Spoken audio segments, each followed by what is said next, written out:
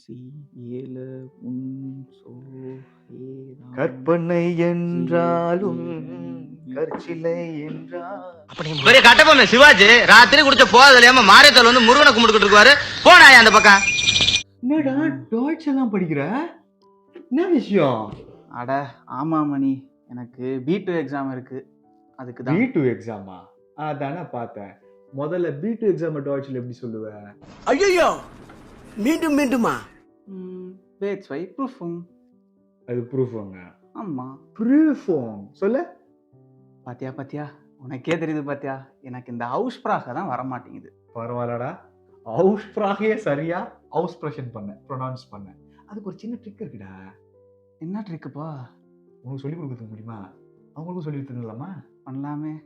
எறா பேப்பரையும் பேனாவையும். Hi friend. ஸோ இதுக்கு முன்னாடி ஏற்கனவே ஒரு வீடியோவில் நம்ம தமிழ் எழுத்துக்களை ஃபோனடிக்ஸாக பயன்படுத்தி டாய்ச்ச புக்ஸ்டாம், அதாவது ஜெர்மன் லெட்டர்ஸை எப்படி உச்சரிக்கிறதுன்னு கற்றுக்கிட்டோம். இன்னைக்கு தமிழ் லெட்டர்ஸை உயிரெழுத்து மெய் எழுத்து இதை ரெண்டுத்தையும் எப்படி ஃபோனடிக்ஸாக பயன்படுத்தி ஜெர்மன் வேர்ட்ஸ் இதை உச்சரிக்கிறதுன்னு கற்றுக்கலாம். Welcome to Germany. Learn German in Tamil.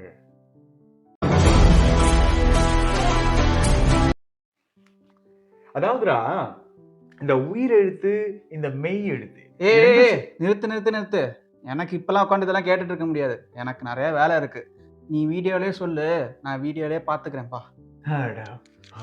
ஒரு நல்லது, ஒரு சீனியர், உன்னோட வயசுல அனுபவசாலி, நான் சொல்றேன், எல்லா இடமும் போய் பார்த்துட்டு வந்திருக்க, அடி மிதி குத்து எல்லாம் பார்த்துட்டு வந்திருக்க, அனுபவத்தில் சொன்னால் நல்லா ஆடுறான்னா நீ என்னையே என்ன சொல்கிற, மூடுன்ற. நான் மூடிக்கிறேன்ப்பா. என்ன காலக்கூடுமடா இது. சரி, நான் உங்ககிட்டயே சொல்லிடுறேன். முதல்ல ஜெர்மன் புக்ஸ்டாபனில், அதாவது ஆல்ஃபபெட்ஸில் உயிர் எழுத்து எது மெய் எழுத்து எழுது அப்படின்னு நான் ஏற்கனவே ஒரு வீடியோவில் சொல்லியிருந்தேன். இந்த உயிர் எழுத்து ஓகே, எப்பவுமே அது மாறாது, ஒரே உச்சரிப்பு தான். ஆனா ஆதா, ஈனா ஈனா, ஈதா, ஐனா ஐதா. ஆனால் இந்த கான்சனன்ஸ் இருக்கு இல்லையா, இந்த கான்சனன்ஸை தான் நம்ம தமிழில் மெய் எழுத்துன்னு சொல்கிறோம். ஆனால் தமிழில் மெய் எழுத்து எப்படி இருக்கும்? இப்பு, இரு, இஞ்சு, இட்டு இப்படி இருக்கும், மேலே புள்ளி வச்சு இல்லையா. அப்போது கான்சனன்ஸ்னால் அப்படி இல்லை. பே, சே, டே, எஃப் இப்படி இருக்கு. இப்போ இதை எப்படி நம்ம தமிழ் மெய் எழுத்தாக மாற்றுறது அப்படின்னா, பேல இருக்கிற மெயினான சவுண்ட் எது? இப். அந்த பேல இருக்கிறத இப் அப்படின்னு மாற்றிக்கணும். சேல இருக்கிறத இட்ஸ் அப்படின்னு மாற்றிக்கணும். டேல இருக்கிறத இட் அப்படின்னு மாற்றிக்கணும். இப்படி ஒவ்வொரு கான்சனன்ஸையும் நம்ம தமிழில் இருக்கிற மெய் எழுத்தாக மாற்றிக்கலாம். மாற்றிட்டு ஒரு பைஸ்பீல் மூலியமாக உயிர் எழுத்தும் மெய் எழுத்தும் சேரும் பொழுது எப்படி உயிர்மெய் எழுத்து வருது அப்படின்றத டாய்ச்சில் கற்றுக்கலாம். இது என்ன பிரமாதம், இதை விட பெசலைட் ஒன்று இருக்கு. இப்போ ஒரு பைஸ்பீல், அதாவது எடுத்துக்காட்டு. எடுத்துக்காட்டு நான் சொல்ல வேணாம்ல, நிறைய வாட்டி சொல்லிட்டேன். பைஸ்பீல்ன்ற வார்த்தையை கற்றுக்குங்க. இப்போ பைஸ்பீலுக்கு ஒரு சில வார்த்தைகளை பார்க்கலாம். இந்த வார்த்தைகளை நம்ம தமிழ் மெய் எழுத்தும் உயிர் எழுத்தையும் சேர்த்து எப்படி உச்சரிக்கிறதுன்னு பார்க்கலாம். முதல் பைஸ்பீல் காட்ஸு. இந்த காட்ஸுன்ற வார்த்தையில எத்தனை எழுத்து இருக்கு? கா, ஆ, டே, செட், ஏ இருக்கு இல்லையா. இப்போ இந்த கான்றது என்ன?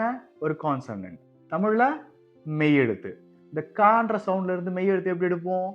இக் அப்படி எடுத்துக்கலாம். பிளஸ் ஒன்று போட்டுங்க. இக்கு பக்கத்துல என்ன இருக்கு? உயிர் எழுத்து இருக்கு. அது என்ன? ஆ, நெடில். இக்கு பிளஸ் ஆ என்னது? கா. அடுத்து என்ன இருக்கு? இட், டா. இந்த டேல இருக்கிறத கான்சனன்ட்டை மெய் எழுத்தா மாத்தணும்னா இட் அப்படின்னு போட்டுக்குவோம். அடுத்து பிளஸ் இட்ஸ் இருக்கு இல்லையா. ஸோ கா, இட், இட்ஸ் இருக்கு இல்லையா. கடைசியில என்ன எழுத்து இருக்கு? ஏ இருக்கு. ஞாபகம் இருக்கா? ஏ கடைசியில வந்தாலோ கடைசிக்கு முன்னாடி வந்தாலோ அத அ அப்படின்னு குறியில சொல்லணும். கரெக்ட் தானே? அப்போ அத ஆன்னு எழுதிக்கலாம். ஸோ இக்கு பிளஸ் ஆ பிளஸ் இட் பிளஸ் இட்ஸ் பிளஸ் அ, காட்ச. காச்ச அப்படின்னா பூனைன்னு அர்த்தம். இவ்வளவு நாளா எங்கடா இருந்தீங்க? நீங்க எல்லாம் ஆரம்பத்திலே என் கூட இருந்திருந்தா ஒருத்தன் என்னை அடிச்சிருக்க முடியுமா? இல்லாதனாலதானடா அம்புட்டு அடி. உங்களால எனக்கு ஒரு விடிவு காலம் பிறந்துருச்சா? அடுத்த பைஸ்பீல் கேச. கேசனா டாட்ச்ல சீஸ்ன்னு அர்த்தம். இப்போ இந்த வார்த்தையை எப்படி உச்சரிக்கிறது? அதே தமிழ் ஃபோனட்டிக்ஸை பயன்படுத்தி இந்த வார்த்தையில முதல்ல என்ன இருக்கு? கா இருக்கு. என்னது அது? கான்சனன்ட். அப்ப நம்ம எப்படி மாத்துவோம்? அதை இக்குன்ற மெய் எழுத்தா மாத்திப்போம். அப்புறம் என்ன இருக்கு? ஆக்கு மேல 2 புள்ளி வந்து எப்படி சொல்லணும்? ஏ இல்லையா? அப்போ இக்கு பிளஸ் ஏ கே. அடுத்து என்ன இருக்கு? இஸ். அது ஒரு கான்சனன்ட். அதையும் நம்ம மெய் எழுத்தா மாத்திக்குவோம். இஸ். கடைசியில திருப்பி ஏல முடியுது. அப்ப அந்த எழுத்த ஆன்னு சொல்லணும். அப்போ இக் பிளஸ் ஏ பிளஸ் இஸ் பிளஸ் அ. கேச. கேச அப்படின்னா சீஸ். அடுத்ததான் நம்ம பார்க்க போற வார்த்தை எனக்கு ரொம்ப பிடிச்சது. டெய்லி குடிப்பேன். கஃபே. எல்லாரும் குடிப்பீங்க நம்புறேன். இந்த கஃபேன்ற வார்த்தையை எப்படி உச்சரிக்கிறது? இதே தமிழ் ஃபோனட்டிக்ஸை பயன்படுத்தி இதையும் பார்ப்போம். கா இருக்கா? அதை நம்ம இக்குன்னு மாத்திக்குவோம். அதே சமயத்துல ஆ இருக்கா? நெடில போட்டுக்கலாம் முதல்ல. அடுத்து கவனிங்க, 2 எஃப் இருக்கு. இந்த 2 கான்சனன்ட் ஒரே கான்சனன்ட் ரிப்பீட் ஆகும்போது அதுக்கு முன்னாடி ஒரு வவ்வல் வந்துச்சுன்னா அதை குறியில சொல்லணும்னு நான் ஏற்கனவே ஒரு வீடியோல சொல்லியிருந்தேன். அதை நீங்க பாருங்க. சரியா? ஸோ இங்க 2 எஃப் இருக்கு. இஃப் இஃப் அப்படின்னு 2 எஃப் இருக்கு. அதுக்கு முன்னாடி வர உயிர் எழுத்த நம்ம ஆ நெடில்னு சொல்லாம அ குறியில சொல்ல போறோம். அப்போ இக்கு பிளஸ் அ இஃப் கஃப் அப்படின்னு சொல்ல போறோம். அதே மாதிரி கடைசியில 2 ஏ இருக்கு. கடைசியிலயோ கடைசிக்கு முன்னாடியோ ஏ வந்துச்சுன்னா ஆன்னு சொல்லணும்னு நான் தான் சொன்னேன். ஆனா இங்க 2 ஏ வரதுனால ஏனே சொல்ல போறோம். ஸோ இக்கு plus a plus if plus A cafe. Cafe அப்படின்னா காஃபி. 3 வார்த்தையுமே கா கான்னு ஆரம்பிச்சிச்சுல, அது எனக்கும் போர் அடிக்கும். இப்போ இன்னொரு வார்த்தை ஸ்போர்ட். ஸ்போர்ட்னா ஸ்போர்ட் அப்படின்னு அர்த்தம். இங்கிலீஷ்ல எப்படி ஸ்போர்ட்னு சொல்றீங்களோ அதே மாதிரி டாட்ச்லயும் ஸ்போர்ட்னு சொல்லுவாங்க. ஆனா உச்சரிப்பு மட்டும் கொஞ்சம் வேற. இப்ப பாருங்களேன், எதுல ஆரம்பிக்குது இந்த வார்த்தை? எஸ் பே. நான் ஏற்கனவே சொல்லியிருந்தேன், ஒரு வார்த்தையின் ஆரம்பத்துல தொடக்கத்துல எஸ் பேன்னு வந்தாலோ எஸ் டேன்னு வந்தாலோ இஷ்ப் இஷ்ட் அப்படின்னு சொல்லணும்னு சொல்லியிருந்தேன். அப்போ இந்த கான்சனன்ட் எது? இஷ்ப். எஸ் பே இருக்கு. இது ரெண்டுத்தையுமே மெய் எழுத்தா மாத்தும் போது இஷ்ப் அப்படின்னு மாத்திக்கலாம் நம்ம. இப்போ என்ன இருக்கு? இஷ்ப் இருக்கு. அடுத்து என்ன இருக்கு? ஓ இருக்கு. இஷ்ப் பிளஸ் ஓ ஸ்போ. அதுக்கப்புறம் என்ன இருக்கு? எர் இருக்கு. இங்கேயுமே நான் ஒரு ரேகல் சொல்லி கொடுத்திருந்தேன். ரூல் என்னன்னா, ஒரு வவ்வல தொடர்ந்து எர் வரும்பொழுது அதை எர்னே உச்சரிச்சா அழகா இருக்கும் டாய்ச் அப்படின்னு நான் சொல்லியிருக்கேன். இப்ப இங்க பாருங்களேன், இஷ்ப் ஓ ஏ ஸ்போ ஸ்போ ஸ்போ இப்படி சொல்லிட்டு கடைசியில் என்ன இருக்கு? இட் ஸ்பாட் ஸ்பாட் ஸ்பாட் அப்படின்னா ஸ்போர்ட் இங்கிலீஷ்ல. அடுத்த பைஸ்பீல் என்னன்னா போலிட்சை. போலிட்சைனா காவல் காவலர் அப்படின்னு அர்த்தம் தமிழ்ல. இங்கிலீஷ்ல போலீஸ். இந்த போலிட்சைன்ற டாய்ச்சஸ் வார்த்தை தமிழ் எழுத்தை பயன்படுத்தி எப்படி உச்சரிக்கிறது? இப்ப நல்லா அந்த வார்த்தையை கவனிங்க. முதல்ல என்ன ஆரம்பிக்குது? பே தான் ஆரம்பிக்குது. இது கான்சனன்ட். மெய் எழுத்தை எப்படி மாத்துறது தமிழ்ல? இப். அடுத்து என்ன இருக்கு? இப்பு பிளஸ் ஓ இருக்கு இல்லையா? இப்பு பிளஸ் ஓ என்ன? போ. அடுத்து என்ன இருக்கு? இல் இருக்கு இல்லையா? போல். அதுக்கு அடுத்து என்ன இருக்கு? ஈ இருக்கு.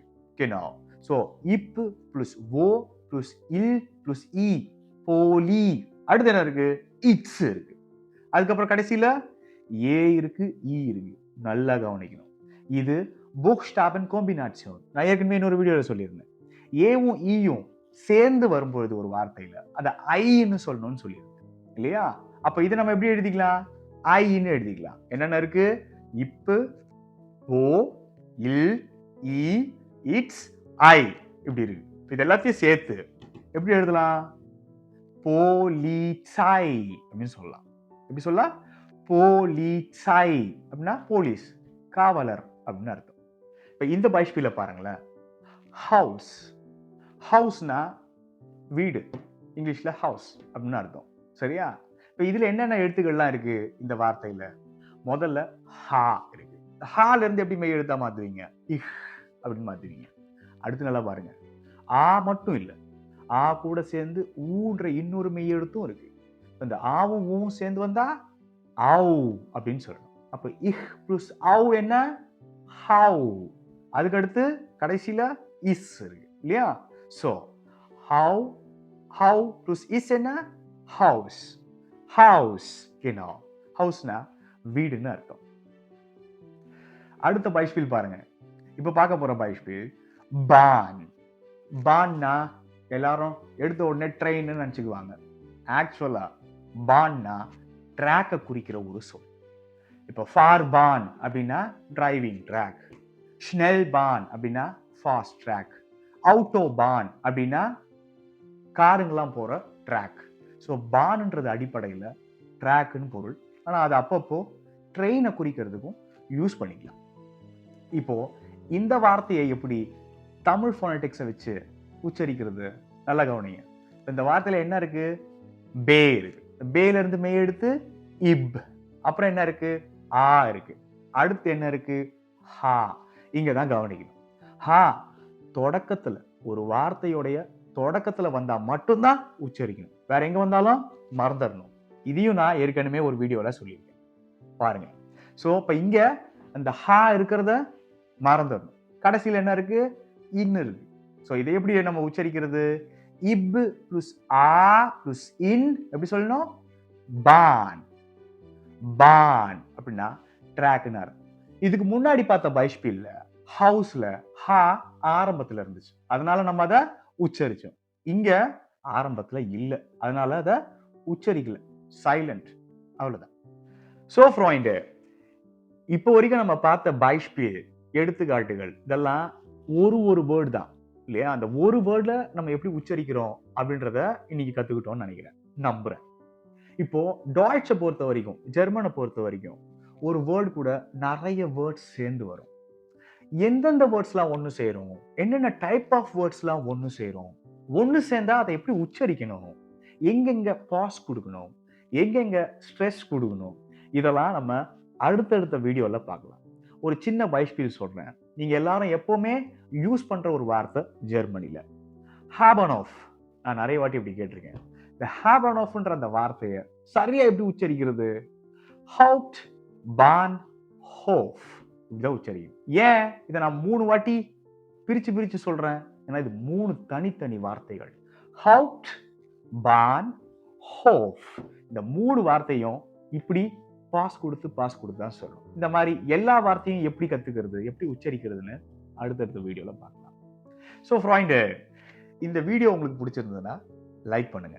எப்பயும் சொல்ற மாதிரி தான், டாய்ச் படிச்சவங்களுக்கும் படிச்சுக்கிட்டு இருக்கிறவங்களுக்கும் படிக்கணும்னு நினைக்கிறவங்களுக்கும் ஷேர் பண்ணுங்க.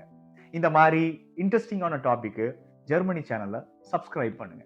ஒருவேளை உங்களுக்கு டாய்ச்ல இது கஷ்டமா இருக்கு, இந்த டாபிக் கஷ்டமா இருக்கு, இல்லை அது எனக்கு புரிஞ்சுக்கணும்னு ஆசைப்படுறேன் அப்படின்னா அதை நீங்க கமெண்ட் பண்ணுங்க. பிஸ் zum nächsten வீடியோ. அடுத்த வீடியோல பார்க்கலாம். Tschüss.